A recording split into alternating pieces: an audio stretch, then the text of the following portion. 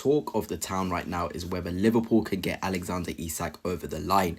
We've received a major update from Fabrizio Romano talking about the potential deal, talking about maybe it could happen this summer, which would be quite sensational. But before I begin, if you're new here, please hit the subscribe and like as well, it'd be greatly appreciated. But let's get straight into it and look at what Fabrizio Romano said.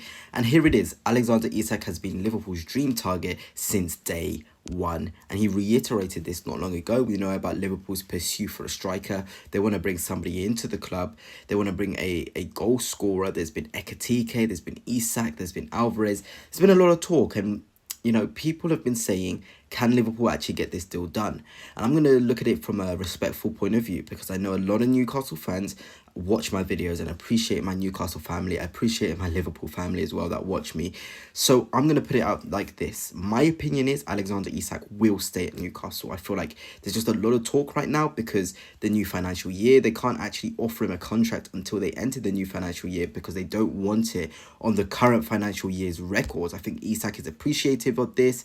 And, at the start of the season, the goal would have been for Newcastle to get back in the Champions League. They've achieved that. So there's no reason for Alexander Isak to leave. On the other hand, you can look at Liverpool. They've just won the Premier League title. Isak is now 26 years of age. He wants to go and win those major honours. There's not many clubs out there where he can guarantee winning major honours in England. I think Liverpool and potentially Arsenal. Even then, that is a big if. I feel like after next season, we'll know if Arsenal should or could be in a ring to go for Isak. But I feel as though an abroad move is what Isak should go for. I really do feel like a PSG, a Barcelona move is on the cards for him if he waits an extra year, if he genuinely believes this Newcastle project isn't the one for his long-term future and aspirations. And even then, I doubt that that would be the case. But it is interesting to know that Liverpool are still going for Isak. They have the money. They spent 115 million on Wirtz, who was a very good footballer. So they have the capacity and the sort of strength to do so. I mean, just imagining Alexander Isak at Liverpool for me is just insane. It really insane how good they could be. I genuinely hope he stays at Newcastle because they're building something. But Liverpool's not a bad destination.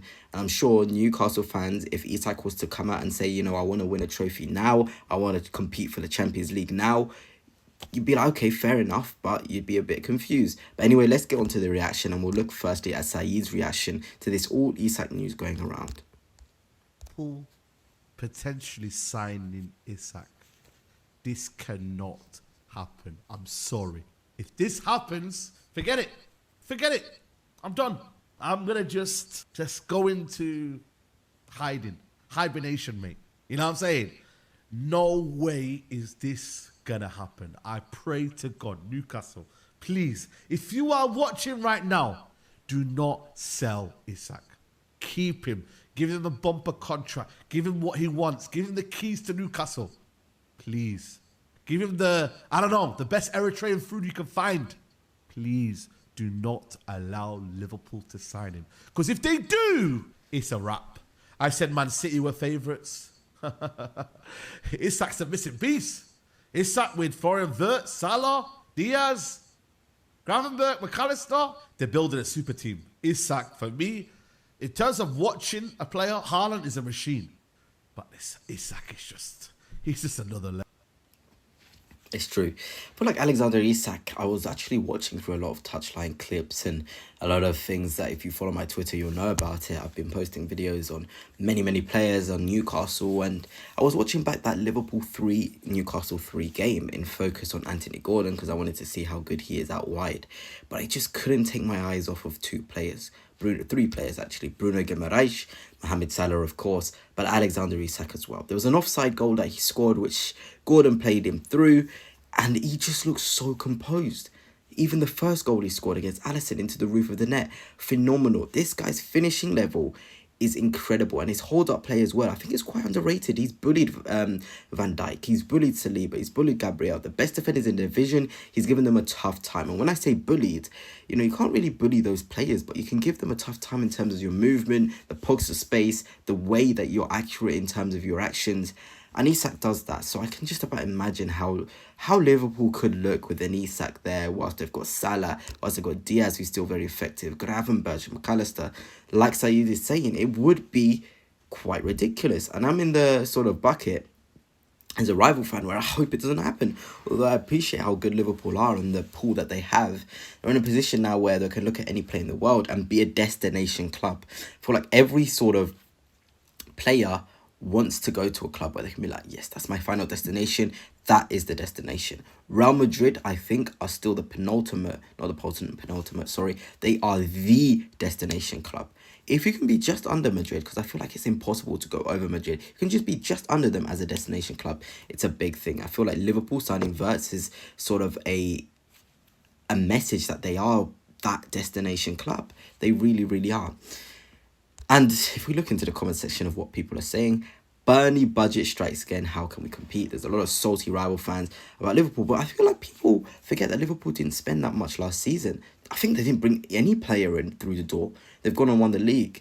They still got the money from the previous financial year and the new financial year as well. They have the means to spend ridiculous amounts of money, like we've seen with Wirtz and Frimpong and Kirkes and the centre forward, whether it's Isak, whether it's Alvarez, whether it's sort of Ekitike. They can do that because they've hardly spent. I feel like Liverpool are one of those clubs where it seems like they spend a lot, but they actually don't, and they still manage to stay at the sort of the top, which shows how good their recruitment is. And we'll look at Isak, to be honest. 27 goals, 6 assists this season. Previous season, 25 goals, 2 assists, 11 and 2 in the season he joined Newcastle. There's an increase. He's always constantly improving. And as a player, when you're seeing a constant improvement, it just goes to show how good you are. It really, really does. And Arne Slot, I feel like, is a sort of manager who can even get Isak to higher levels, because we know Liverpool dominate possession more than Newcastle. And transition threat, Isak has it. Ball striking, he has it. Heading ability, he can do it as well. We saw his header against Arsenal earlier in last season. Left foot, right foot, strength in the jewels. He's got pretty much everything as a striker, man. It's just insane. And I sort of drafted up this team, Liverpool next season 4-3-3. And this is how I think they could go with Isak. And I mean, I'm just looking at it.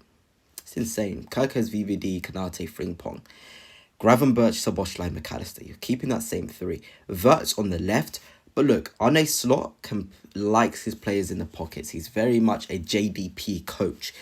He likes his wingers to receive in zones where they influence and create. That's why Salah had such good creative numbers. That's why Diaz and Gakpo had decent creative numbers as well. And that's why we saw them score a lot of goals where they cut in and sort of shoot. Wirtz, I feel like, can operate off that left. Yes, he can play in the Szoboszlai role. But I genuinely think Szoboszlai can be like Valverde. I genuinely think he has the qualities to be Liverpool's Valverde. Then Wirtz can do all that creative, drop into the pockets, the rotations. Isak can go left. Wow. The width can be held by Kirkes. I've talked about this before. Liverpool can genuinely be very, very dangerous. And as I've said, I hope they don't get Isak, because already without him, they look insane. But hey, who knows, Isak could be a Liverpool player by the end of the summer. Wow.